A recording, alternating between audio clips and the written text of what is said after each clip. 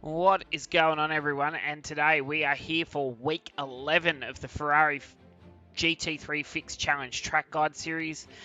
This week we're at Long Beach, so I just want to say good luck, guys. This one's going to be extremely hard. I think there's going to be a lot of wrecks, a lot of cautions. It's very hard to put a lap together and to be consistent lap after lap doing that. So one lap you can sort of wring its neck, but you will make a lot of mistakes along the way as well. So it's a very challenging circuit. It's a great track, and once you start to find the flow of it, I think you will enjoy it quite a lot. I'm looking forward to breaking down this lap with you. I want to say thank you to everybody that's been watching these videos week in, week out. The views on these are crazy. So the only thing I want to know is, would you guys like these videos a little bit earlier before the next week? So at the moment you're getting them about 5 hours before the week rolls in. I'm quite happy to try and bring it forward 24 hours, 36 hours for you guys, so you actually get sort of a little bit of lead in time into these guides each week, so you can sort of not be up to speed, but at least like sort of have an idea of, like, if you've never been to the track, you know which way the track goes, just understanding like maybe gearing and brake markers a little bit. So let us know in the comments below if you want to see that a little bit earlier in the week, or if you're quite happy with where they are at the moment. So other than that, guys, let's get into it. Week 11 at Long Beach in the Ferrari.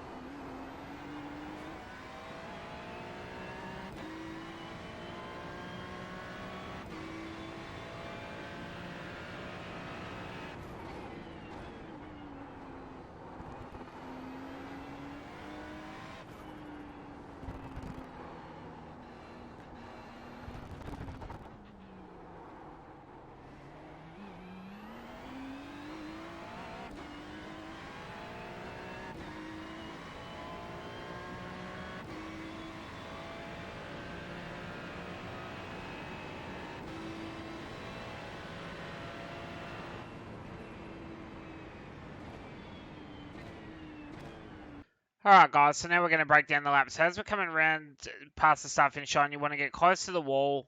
And as we start to straighten it up, we're going to start to slow the car down. So we're looking for the 400 meter board, right? So, but you'll also see it's right where that red line sort of kinks and changes direction. So I'm just going to stop it right here. So this is our brake marker into turn one. Now you'll see the car is just over the red line. And I've found that if I keep it between the red and the blue line, I'm pretty good and I don't get a slowdown penalty. If you go any further to the right hand side, you're going to get hit with an off track and slow down and all the shit that goes with it. So you want to make sure you stay sort of within the blue line. Even the white line sort of thing, you'll see I'm just over that red line and I'm just giving myself enough gap here, but I'm making the track as wide as possible without getting in trouble for it. So as we come down, you want to turn in just before the 100 meter board. So you'll see I start to turn right now, just before this white line across the track. So as I start to turn the car, I want to get the car to clip the curb on the inside.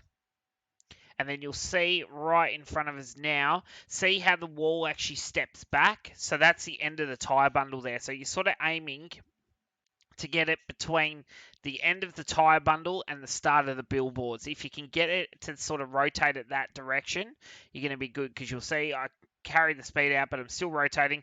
Get nice and close to the wall on the exit here. I stay on the right-hand side, and then I diagonal the car across. I brake just before here.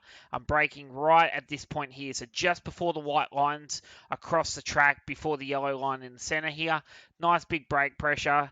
Down to first gear. Now, as I turn the car in, I want to stay as close to this curb the whole way around until I get to this point here. You'll see I ran a little tiny bit wide here, but I was still able to get nice and close to the wall and carry the throttle out of the corner. Any further than that and you're going to be hemorrhaging time, but that was as close as you want to get. As I come through, you'll see I sort of run to half track near the yellow line, then I start moving back towards the left-hand side to open up the corner. I want to turn in just before the K1 speed signs. So you'll see I'm just starting to turn the car now. As I turn the car in, use a little tiny bit of curb here.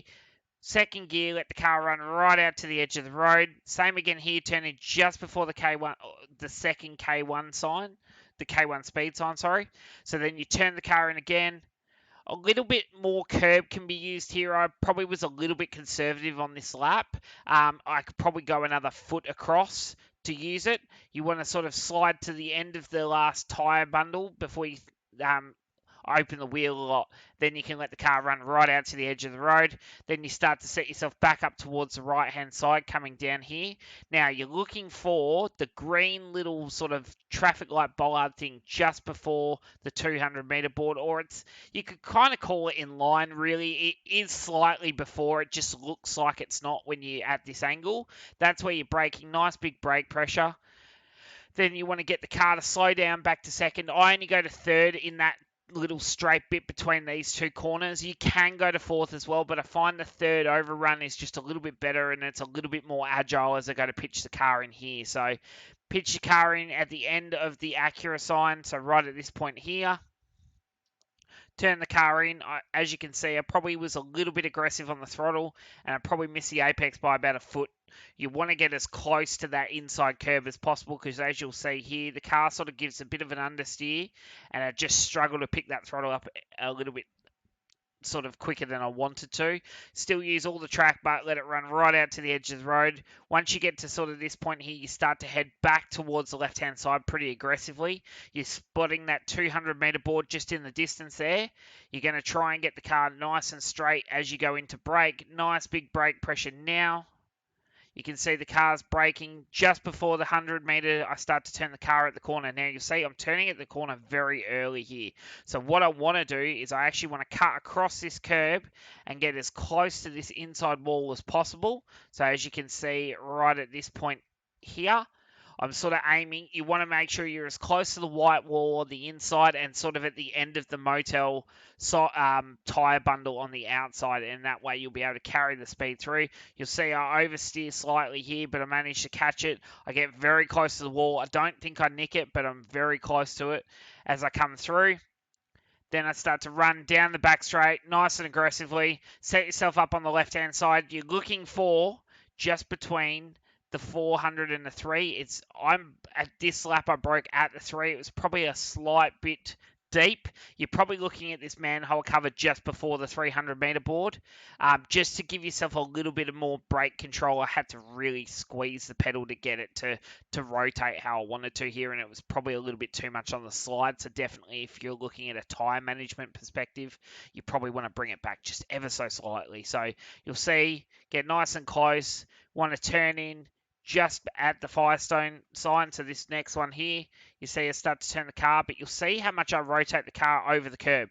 And I'm actually cutting a good 3/4 of the car over the curb here. So there's no off-track penalty here for it. You will, if you get right up against the wall, you've got to sort of just bring it back ever so slightly. But you can see it does push a little bit on the exit, but it's all right because you're carrying a lot of speed. And this next corner, I actually prefer to be more in the middle when I turn in here. So same again here, I use quite a lot of curb on the inside. The car bounces a little bit funny over those second jagged curbs behind the main curb. I lift off the throttle to get the car to rotate more around the corner than I want it to, so I'm like trying to over rotate it, I guess you could say, because what I want to do is I want to set the car up on these curb as much as possible as I'm coming into this corner, and then I want to brake, go back to first gear, and I'm going to try and like sort of, I wouldn't say drive past the apex, but I want to drive a little bit deeper in. So you'll see right now, as I start to turn the car back, I'm actually going to apex on the back half of the hairpin here. So as you'll see, I'm still rotating the car around. I'm on the brake pedal trying to help it to rotate. I'm just starting to bleed the brake pedal off now. As you can see, the nose of the car starts to come up. I'm starting to wind the lock off the steering, and then I'm going to try and get it as close to the edge of the road as possible without hitting the wall. See, all the steering locks off now. Straighten it up, 100% throttle, and then we are going to blow it down past the start-finish line.